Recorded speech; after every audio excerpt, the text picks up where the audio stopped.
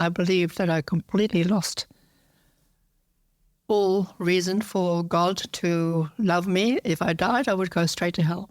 This was on account of abuse by my father, but as a child, you never think that that your parents are doing it wrong. You automatically think that you're doing it wrong because you're treated so badly, you see. Well, not every child. I've got a grandson who doesn't think so, and I think good on you. But yeah, so then I was completely lost and on my own, completely on my own, and tried to hide from everybody. From a very confident and outgoing child, I became very pale and sickly, and wanted to hide and didn't want anyone to look in my eyes, because if they did, they could see how bad I was. So that's how a child can start to believe about themselves very bad. And those are feelings, if you haven't experienced them, and they're the hardest things to bear in life, to feel that you're rotten to the core. And those feelings came back to me when I was towards the end of my Callgirl time, because I enjoyed myself to begin with and had high standards, attracted lovely clients. And towards the end, I didn't know how to stop, and everything changed. So I began to realize also that the way I was feeling and thinking had a big effect on what I experienced in my life. And you were sick. You went back recently, well, not recently. At the end of the book, you went back to the place in the house in Netherlands, and you said that the coal shed, which had been such a horrible place for you, was now like a bright laundry and all that sort of stuff. What did it feel like when you went back to that time so long ago? Yeah, that was magic. I knocked on the door, and the guy who lived there was cooking. He was very busy, but he didn't mind at all. I said I was writing a book. He said, Come in and sit down over there and wander around if you want to, anywhere. So that's what I did, just by myself. I didn't have to talk to him because he was busy. And I went back to that place, and to every spot that I remember, where I nearly died. When I had scarlet fever, I nearly died. I sat there in that spot. Nothing had changed much, you see. Even the wainscoting on the walls in the kitchen was still the same. And I felt such a freedom. I felt so joyful, because there was nothing left there, and of the pain of the past, nothing left for me to nothing left to say, oh, this was horrible or anything like that. No judgment of it all at all really stayed with me. Yeah. As a matter of fact, I've come to a point of really realizing how grateful I am for all those experiences, because to realize how naturally good you are, if you like, is one way of putting it, I suppose, compared to how terrible you can feel about yourself. That's quite a thing. There's a concept of closure. It's a relatively new term, I suppose, closure. And I guess it's a feeling of closing a chapter on something like that. And some people say you don't need it, but I've always felt that I needed it, like a chapter close the book and move on to the next sort of thing. That's a good way of putting it. Yeah. Did you feel like that when you were? Yep. Yeah. I was the only one who ever went back into that house, but it really showed me that everything was happy now. That's the closure of the book, if you like. Closing the book in a way, in the sense of that story no longer affects me badly. That story no longer, it's a story and it doesn't hurt me anymore. Yeah. Is that everything contained in the book? Is it a story and it doesn't hurt you anymore? Is that what you mean? Well, those experiences of childhood that I was talking about. Childhood, yeah. Yeah, those things that happen in that house. Yeah. But it's true, the more that you can treat life as a story, the better. Yeah. So does that feel like that with the other two chapters as well? Now it feels like that in the other two chapters, yeah. Yeah. That's right, yeah. Is it weird that it happened to you? Do you feel like when you read the book, you're like, this is me that we're talking about? Sometimes it does seem weird. Because I'm not that person anymore. Yeah. And the book was published 20 years ago as well. A lot of things have happened since then. Yeah. But I can still remember all those things, but it doesn't, it's not that, it's just a story to me. Yeah. And then I realized, I remember that story so exactly. I have a very clear memory of things. But even so, it's a memory. And memory is always tricky. Yeah, it's seen from a perspective. It's my perspective and through my lenses of my mind. And someone else, like my sisters, for instance, remember the past very differently. My sister said, not a word of that is true, Carla. Nothing of your wrote is true. And I said, well, that's great. You write your own book. You tell her to write her own book. Well, I said, well, in that case, it doesn't matter, does it? Because they were afraid for the family name. Yeah. And I said, none of it's true, so it doesn't matter now, does it? I think what I feel with you is that this is something I've learned just recently, actually, but it's better just to cut straight to the point and straight to the truth. And if you try to spin it in any direction, it doesn't really help at all. And you can consolidate spun memories, to give yourself a rosier history, but none of that helps you in the future at all. No, I couldn't do that. Yeah, that wouldn't satisfy me at all. Yeah. Yeah, so I think you could only really produce a book like that felt so raw and so open by being open with yourself, with the memories that you had. Yeah, that's right. Yeah. You must have learned a lot about humans, in going through those experiences. You saw a lot of humans, especially as a prostitute, people at their rawest. Mm-hmm. I guess what makes it remarkable is the juxtaposition of the two careers, because one is people that are so secretive and cloistered and everything's suppressed. And then one, you're delving into their person, the bit that's hidden from everybody. Mm-hmm, mm-hmm. So what do you tell us about the difference between those two perspectives? Well, you see, I became a nun because I didn't know how to face life. I didn't know my motivations at the time, of course, But I didn't know how to, I knew nothing about sex. I didn't know how babies were made. Until I was 29 years of age. Yeah. And that's what it says in the book, and that's a remarkable story. So it was kissing.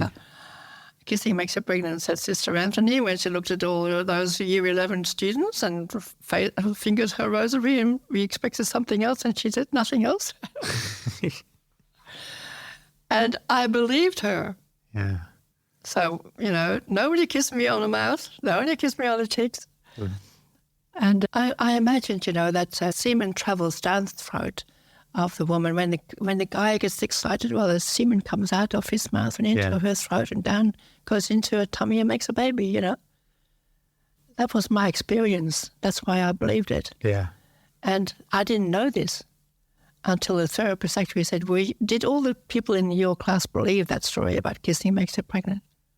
And I suddenly realized, no, they didn't. No one did, just you. But I did. Yeah. I was prepared to believe it and to leave it at that. Yeah. Leave it at that. Don't ask any questions about it. Leave it at that. Because I didn't want to know the truth. So did you feel fooled by the sisterhood in general? I fooled myself, really. I could have known much more if I had opened up my eyes and ears and did what other people, all my girlfriends did, and watched all those movies and did all that talking and all that kind of stuff, But I didn't. I wanted to keep myself away from all that. So I deliberately kept myself ignorant. When I look back on it, that's what I did. Yep. That's what you do, when you want a particular frame of mind, when you want to follow a particular thought system, then you close your eyes to everything else and you just follow that. Actually, that is the common trait between both the careers, isn't it? Is that you just kind of close your eyes and just dived straight into it. Actually, it's what most people do. It's what most people do. If I don't watch television, for instance. I haven't watched television for a full 3 years, maybe more. So my mind doesn't get filled with all those pictures of the war and so forth. And it doesn't wash through me. It doesn't affect me. And I deliberately do that because I don't want to be affected by those traumatic pictures. I don't want to believe, in that this is the only thing that's happening in the world. I know that all the good stuff is not being reported at all, and it's most of it's good stuff that's happening in the world, and this is only a very small percentage. But that's what people look at, that's what they experience, and that's what they now believe, and it's a training in its own way. It's a training of your mind. Yeah. Yeah, because you just listen to the perspectives that are coming out of, say, Israel and then a perspective out of Palestine and how different they are in their belief system. No, And you can tell they've been trained. Not even that. You're training yourself to believe what you've been fed through the news channels, which this might not be the news at all. Yeah, because you realise how corrupt people are. When you were a prostitute, I mean, I've always wondered this really, like what do prostitutes really think of men? Well, I wasn't a regular prostitute. Yeah, a massage and... Well, yeah, but also, you see, for 3 months I worked for other people just to find out the ropes. And I didn't like the standards, so I made my own standards. And they were high, you know. So I attracted the kind of guys that became my friends and who were decent people. But I got to know why people need prostitutes, why guys need that sexual exchange. Yeah. It's for lots of reasons, but a lot of them have to do with wanting to save their marriage and not having to have a divorce or, you know, and not upsetting the wife by discussing it all because he's not open to having it. Ideally, he would be able to discuss it with his wife, right? Ideally. She'd be open to that and say, yeah, I recognize I can't be everything to you. But no woman can be everything to a man, vice versa. No man can be everything to a woman, right? And, yeah, do that. Yeah, so you sort of filled up the gap between that. That was the role.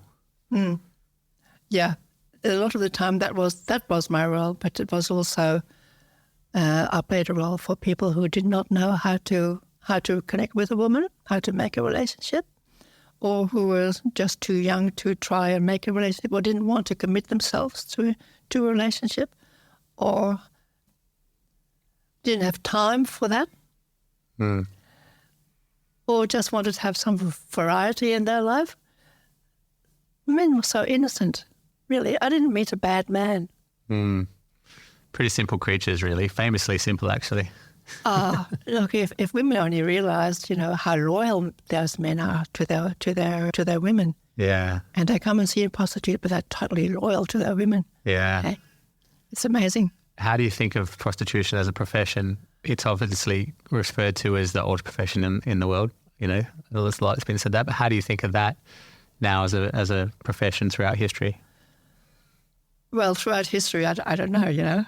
But I think it's very dangerous now. It's changed a lot now. There's not only because of the disease factors, you know, that and the drugs that people take. I never had to take any drugs. I never wanted to take any drugs, you see. But I actually went to a brothel because I knew the madam and spoke to her and I said, what I would like to do is talk to the girls and help them to clear their energy field, because this is what happens to prostitutes. When they have sexual intercourse with a lot of guys, especially if they don't feel good about themselves, they use that woman as a dumping ground for their emotional energy. They don't know they're doing this, but that's what makes them feel better, right? Now she's got it. It's all for me. She's got it, but she doesn't realize that she's stuck with it. So she needs to know how to do spiritual hygiene, I call it, or energetic hygiene, how to clear that before she goes, because she gets very confused with all that energy. Yeah. And it's hard on the body as well, you know. So it's very difficult these days, I reckon, to know who is going to be a good partner for you, who to work for, and if you're working on your own, it can be quite dangerous.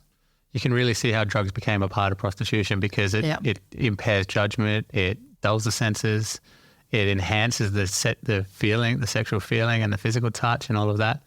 And then it's beneficial for the people hiring the people because they can trap them. You know, like if we get them hooked on this drug, they have to work. And then you need to lose time slips and all that kind of stuff. You got it. Yeah, you can see how that becomes a thing. And I mean, it sounded like you enjoyed your work when you first got into it. I really did. Yeah. But, you know, I wondered, how am I going to find out about sex? I know nothing about men and sex and all that. How am I going to do that? And I didn't want to go in a relationship and use that person that way. So I said, being a Scorpio and used to thinking things out for myself and asking any advice. I I said, yeah, that's what I'll do. Yeah. But I had some inspiration